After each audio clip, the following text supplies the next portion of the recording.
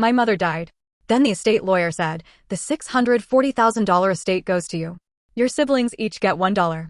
My sister whispered, she's still punishing us. My brother stared at me like I planned it. So I signed the papers nobody expected. The room went silent. Carl, the estate lawyer, kept his eyes on the folder in front of him. I think even he knew there was no soft way to read what my mother had done. Everything went to me. The house, the savings, the insurance money, the old investment account my father left behind. Even the furniture, the jewelry box, and the dusty little decorations my mother refused to throw away. My siblings each got $1. My older brother, Walter, gave one bitter laugh and leaned back in his chair. My sister, Ruby, started crying quietly. My youngest brother, Owen, stared at the table with his hands clenched together. I said I didn't know. Nobody answered. I swear I said, I didn't know she changed the will. Ruby looked at me with tears on her face and said, you didn't have to know. That sentence hit harder than yelling would have, because I understood exactly what she meant. I had always been the good daughter. Not because I was better than my siblings. I was just the one who stayed useful. I learned early that the safest way to survive my mother was to keep her calm. I cleaned before she complained. I agreed before arguments started. I apologized even when I didn't know what I had done wrong. Walter left home first. He was 17, and after one last fight, he packed 2 bags and disappeared for months. My mother told everyone he was selfish. She never mentioned the years she spent calling him useless over every mistake. Ruby left at 16 and stayed with Aunt Grace. My mother called her dramatic and ungrateful. She left out the silent treatments, the comments about Ruby's body, and the way she compared us until Ruby could barely stand being in the same room with me. Owen didn't leave in one dramatic scene. He just slowly pulled away. Shorter calls. Fewer visits. Missed holidays. By his 20s, he only answered my mother when guilt got stronger than anger. And then there was me. I stayed. I drove her to appointments. I brought groceries. I answered late-night calls. I handled bills when she said she forgot passwords. I sat through the same complaints for years while she told me my siblings had abandoned her after everything she sacrificed. For a long time, I believed enough of it to keep going. It was easier than admitting my siblings had not abandoned her. They had escaped. When my mother got sick, everyone came back in their own guarded way. Walter fixed her broken porch step and barely spoke. Ruby brought flowers but never stayed long. Owen called every Sunday, even though some calls ended with him hanging up. I was there almost every day. I'm not saying that to sound noble. Some days, I sat in my car outside her house and hated the fact that I was about to walk in again. I wanted to leave. I wanted to turn the key, drive away, and let someone else be responsible for once. But then I would think she's sick. She's old. She's alone. She's still my mother. So I went inside. The last month was brutal. My mother got weaker, but not kinder. She told Ruby she looked worn out. She said Walter's wife was probably waiting for money. She told Owen she hoped he would be sober enough to remember the funeral. With me, she was softer. Not loving exactly. Softer. She would squeeze my hand and say, "You're the only one who never gave up on me." I wanted that to mean something. I needed it to. Because if it didn't, then I had spent years mistaking control for love. I slept on her couch during her final week, waking up every hour to check if she was still breathing. I went to work exhausted. I canceled plans. I missed birthdays. I put off parts of my own life because my mother always needed something, and guilt always answered before I could. After she died, I thought the funeral would be the hardest part. It wasn't. At the funeral, everyone knew how to act. People hugged. People said they were sorry. My siblings stood near me like we were still a family, even though none of us knew how to be one without our mother pulling us in different directions. A few weeks later, we met at Carl's office for the will reading. None of us expected drama. We assumed everything would be split 4 ways. The estate wasn't rich person money, but it was enough to matter. Enough to pay debts. Fix cars. Help with rent. Give each of us a little breathing room. Then Carl read the will. My mother had changed it 2 years earlier when she was still healthy enough to know exactly what she was doing. She left everything to me and $1 each to my siblings. She even included a line saying the decision was intentional. That line made me sick. She had not forgotten them. She had remembered them carefully enough to hurt them on paper. Walter said, of course she did. Ruby whispered, she couldn't even die without choosing a favorite. Owen looked at me and asked, did she tell you? No.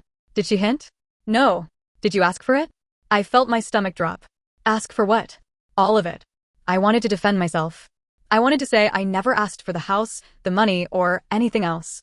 I wanted to remind them who handled the appointments, the bills, the late-night panic calls, and the last ugly weeks. But the truth was not clean. I never asked for everything. I also accepted being special. My mother rewarded loyalty. That was how she worked. I got birthday cards with cash inside. Ruby got criticism. I got help with a deposit when I needed an apartment. Walter got told he should have planned better. I got praised in front of relatives. Owen got treated like a disappointment before he even opened his mouth. At the time, I told myself I earned it because I showed up. Now I wonder if I kept showing up because being the good daughter was the only role that felt safe. After the will reading, my siblings waited for me to say the right thing. Ruby finally asked, "You're going to split it, right?" My mouth went dry. "I need time to think," I said. That was the wrong answer. Walter stood up so fast his chair scraped the floor. "There's nothing to think about." Ruby looked at me like I had turned into our mother. Owen said, "She gave us $1. She made sure we knew we were worth nothing to her." "I know," I said. "No," he said. "You got everything." He was right. And he was wrong. That night, I sat on the floor of my apartment with the estate folder beside me. $640,000. I kept repeating the number like it belonged to someone else. Most of it was the house. The rest came from savings, insurance, and my father's old account. I wondered if my father would have wanted all of us to share it. Then I wondered if he had known what my mother would do with that kind of control. For days, my siblings sent messages. Walter wanted an equal split. Ruby said keeping the inheritance meant helping our mother punish her. Owen sent one message that broke me. "I don't care about the money. I care that she made you the judge of whether we mattered." That was exactly what she had done. She made me the gatekeeper. If I kept everything, I proved my siblings right. If I split it equally, I erased years of caregiving that nearly swallowed me. If I compromised, everyone could say I was putting a price on pain. For the first time, I let myself hate my mother without correcting the thought. She knew us. She knew where each of us hurt, and she aimed there. A week later, I went back to her house to start sorting things. I thought maybe it would feel like mine now. It didn't. It felt like a museum of everything we survived. The chair where she judged everyone. The kitchen table where normal dinners became loyalty tests. The hallway where Owen once punched a wall after she called him a failure. The bedroom doorway where Ruby stood at 16, crying while my mother told her to stop acting like a victim. And the couch where I slept during my mother's final week. That was the part nobody wanted to talk about. I was angry at my siblings too, but not in a clean way. I wanted to ask where they were when I had to leave work because Mom had fallen in the bathroom. I wanted to ask why their distance counted as healing while my entire life became duty. Then another truth would follow. They left because staying damaged them. I stayed because leaving terrified me. None of us had won. Ruby asked to meet at a coffee shop a few days later. I almost said no, but I went. She was already there, sitting by the window with both hands around a cup she hadn't touched. The first thing she said was, "I don't want to hate you." I sat down slowly. "I don't want you to hate me either." "Then don't keep it." "It's not that simple." "It is to me." I wanted to argue, but I let her be angry. She said our mother had spent our whole lives making us compete. For attention, approval, money, apologies, anything she could turn into a prize. Now she had found a way to make us fight over one last thing. Ruby's voice cracked when she said, "She loved you." I almost said, "No, she used me." But I knew how it looked from Ruby's side. I got the soft voice. The praise. The money tucked into cards. Ruby got insults and silence. So I said, "I don't think she loved me better. I think I was easier to control." Ruby looked tired when she answered. "That doesn't make it hurt less." "I know. If you keep it all," she said, "I can't be around you. I'm not saying that to threaten you. I just can't spend the rest of my life watching you cash the check that says she was right about me." I had no answer that would not hurt both of us. Later that week, I met Walter at the house. He didn't want a deep conversation. He walked through the rooms, checked the porch, looked at the basement, and talked about repairs because that was easier than feelings. Then he said, "She called me 2 years ago." I froze. "What?" She asked if I was ever going to apologize for leaving. "What did you say?" I said I was sorry I didn't take Ruby and Owen with me. I looked down. Walter said, "She told me I'd regret talking to her that way." I didn't know that. Then he looked at me and said, "So no, I wasn't shocked when Carl read the will. I was just surprised she used you to do it." "She didn't use me," I said too quickly. Walter's face softened in a way that made it worse. "Nora," he said, "she used everyone." A few nights later, Owen came to my apartment. He looked nervous at the door, like he expected me not to let him in. I did. He stood in my living room for a minute, then said, "I shouldn't have asked if you knew." I nodded. "I didn't." "I know. I think I knew then too. I just needed someone alive to be mad at." That was the first honest thing anyone had said. He sat on the edge of my couch and stared at the floor. "She could have left us nothing," he said. But $1 meant she thought about it. That finally broke me. I said, "I'm sorry. You don't have to apologize for her." "I'm not," I said. "I'm sorry I let her make me think I was the only one doing the right thing." Owen looked at me for a long time. Then he asked, "Were you?" I didn't answer because I didn't know. The next week, I went back to Carl. I told him I didn't want to keep the estate exactly the way my mother left it. He explained my options. Legally, it was mine once everything settled. I could keep it, gift part of it, or create a written family agreement if my siblings accepted. I could sell the house and divide the money after debts, funeral costs, fees, and taxes. Nothing was as simple as handing out checks. I asked what would happen if I refused everything. Carl said it could create more complications and would not necessarily undo the will. My mother had written it too deliberately. Walking away would not erase what she did. It would just create a new mess. So I made a decision. Not perfect. Maybe not even right. But it was mine.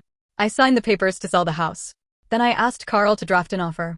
After debts, funeral costs, selling expenses, and legal fees were paid, I would keep a fixed caregiver share for the years I handled my mother's daily needs. Not half.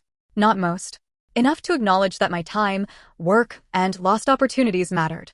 The rest would be split equally between all four of us. My siblings could accept it or reject it. I would not fight dirty. I would not use our mother's words against them.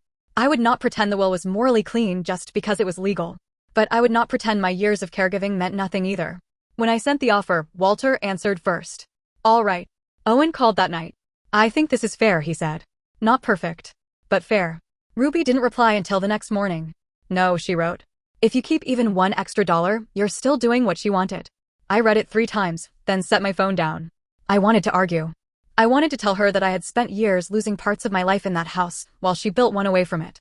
I wanted to ask why my pain only mattered if I gave everything back. But I didn't send any of that. I just wrote, I understand why you feel that way. I'm not changing the offer. She didn't answer. For almost a week, Ruby refused to speak to me. Walter told me to give her time. I thought Owen would stay out of it, but he didn't. He called Ruby himself. I only know because he told me later. He said he asked her what she actually wanted from me.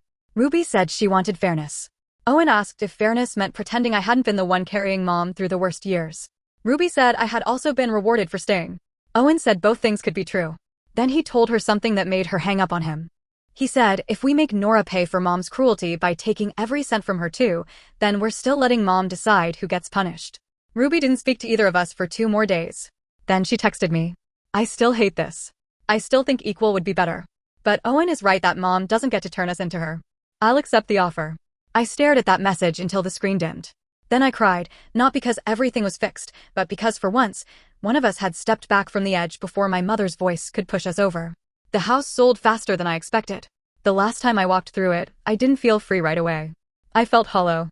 I took a few photos, my father's old pocket knife and a chipped blue bowl Ruby used to love when we were kids. I left most of the rest behind.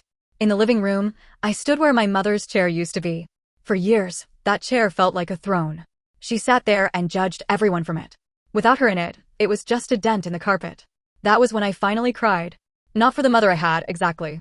For the mother I kept trying to earn. I cried for Ruby, who deserved protection. For Walter, who should not have had to run. For Owen, who thought he was weak when he was just hurt. For me, because I had mistaken being needed for being loved. And because even after everything, I still missed her. That is the part people don't understand unless they have loved someone who damaged them. Grief does not come clean. It brings anger, guilt, relief, shame, and memories you don't know where to put. After the sale closed, the money was distributed through the agreement. Walter used part of his share to fix things he had ignored for years. Ruby saved most of hers. Owen didn't tell me what he did with his, and I didn't ask. I used my caregiver share to pay off debt, replace my old car, and put the rest somewhere I couldn't touch easily. For the first time in years, I could breathe. Ruby and I are not close now, but she texts sometimes. Small things. A picture of the blue bowl after I mailed it to her. A short message on my birthday that said, "Hope today is peaceful." Walter talks to me mostly about practical things. Owen calls more than he used to. We are not magically healed. We don't pretend our mother's death made us a normal family. But we are not strangers either. A month after everything settled, Carl mailed the final estate documents. At the bottom of the envelope was a copy of the page where my mother left my siblings $1 each. I stared at it for a long time. Then I tore that page into pieces and threw it away. It didn't change anything legally. I know that. I just didn't want her to have the last word. Maybe people will still think I was wrong. Maybe I should have split everything equally. Maybe keeping a caregiver share was selfish. Maybe my siblings deserved more. Maybe I did too. I don't know. What I know is that my mother tried to leave me a throne built from everyone else's pain. For a while, I almost sat in it because I was exhausted and angry enough to believe suffering had to be worth something. Instead, I sold it, shared what I could, kept enough to stop drowning, and walked away from the house that taught me guilt was love. So would I be the villain for not splitting my mother's inheritance completely equally after I was the only one who stayed? Or did I do the fairest thing possible in a family where fairness had been broken long before the will?